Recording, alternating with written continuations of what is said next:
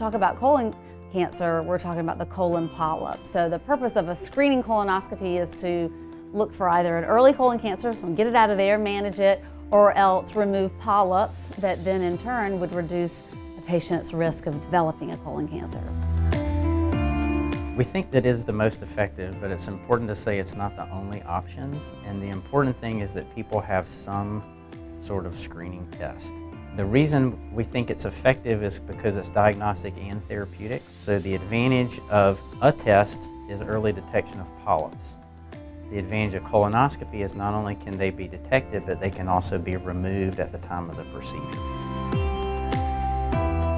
We ask that patients drink a liquid laxative preparation, just an over-the-counter product. It is a tasteless product, so it's a powder that you mix in liquid. Once you mix it in liquid, it is completely tasteless. So part of the prep is completed the evening before the procedure, and then the second half is completed the day of the procedure.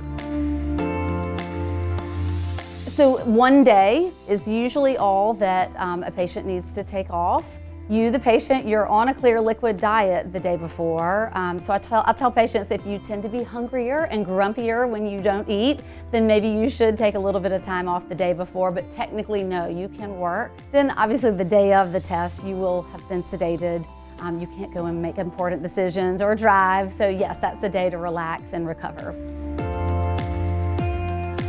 They check in, they change into an examination gown, and then meet an anesthesiologist and anesthesia nurse. You are put to sleep with medicine that runs through your IV. You're breathing on your own, so it's kind of a twilight sleep. And during that time, over the course of about 15 minutes, I perform the colonoscopy. The endoscope is a lighted tube. It passes into the bottom and examines the whole colon on the way in and on the way out, and looking for these polyps that we discussed earlier with removal at the time of the procedure.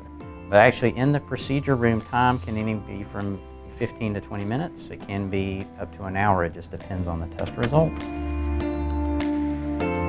After the colonoscopy, you should feel well. You should not wake up with pain. We now use carbon dioxide to insufflate the colon, which your body miraculously absorbs, so you should not wake up with any pain. You're allowed to recover, which means really wake up over the course of about 30 minutes. The patient and I, once they're fully awake, go over their immediate test results. Their driver is contacted, and then we take the patient back out to the car with instructions for the remainder of the day, including eating, drinking, and driving. In general, most societies recommend an average person be screened around age 50. Average means no family history of colon cancer or colon polyps or disease, and no personal history of symptoms. There are certain populations that are in increased risk for colon cancer, those patients with inherited colon cancer syndromes, and then inflammatory bowel disease patients. They should and will be having colonoscopies earlier for colon cancer screening.